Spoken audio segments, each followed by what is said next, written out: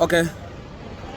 Habari yako, ni mimi James mwana wa Filipo, mwalimu wako. Naendelea kukufundisha nini maana ya maisha, na inatakiwa watu tuelewe maana ya maisha ni nini. Leo pointi yangu ni moja tu. Nataka nikwambie ewe Mtanzania au Mwafrika ambaye upo hapo nyumbani au upo kazini, uko popote pale ulipo.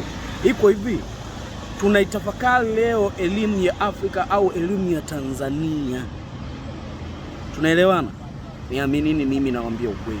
Leo hii msomi ambaye amemaliza degree anakwenda kijijini, anamkuta mtu ambaye hakusoma darasa hata moja, lakini ana uwezo wa kuliandaa hindi likapandwa, likakuwa, akalivuna, likaja huku mjini, likatuheshimisha, likatufanya sisi tukaonekana bora na watu wenye afya bora.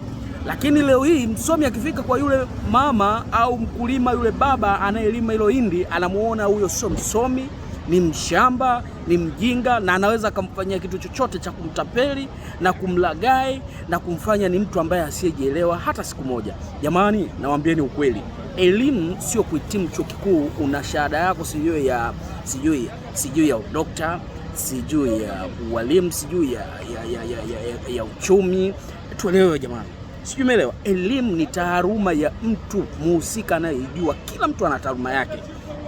Kwa ukiniambia leo sina elimu na kushangaa, tuondoe ujinga. Na ndio maana hata serikali yetu imekuwa ya kishenzi, mweka mtu katika idara ambaye si taaluma yake. Alafu leo tunajivuna kwamba tuna wasomi wengi Tanzania. Tuna wasomi wa aina gani? Mtu tuna adabu. Okay.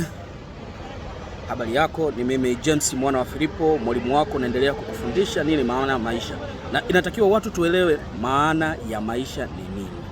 Leo pointi yangu ni moja tu. Nataka nikwambie ewe Mtanzania au Mwafrika ambaye upo hapo nyumbani au upo kazini, uko popote pale ulipo. Iko hivi, tunaitafakari leo elimu ya Afrika au elimu ya Tanzania. Tunaelewana? Niaminini, mimi nawaambia ukweli.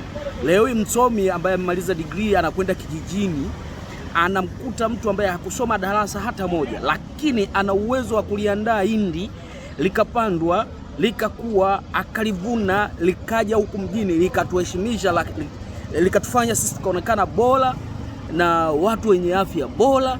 Lakini leo hii msomi akifika kwa yule mama au mkulima, yule baba anayelima hilo hindi, anamuona huyo sio msomi, ni mshamba, ni mjinga, na anaweza kumfanyia kitu chochote cha kumtapeli na kumlagai na kumfanya ni mtu ambaye asiyejielewa hata siku moja. Jamani, nawaambieni ukweli, elimu sio kuhitimu chuo kikuu una shahada yako sijui ya udokta, sijui ya ualimu, sijui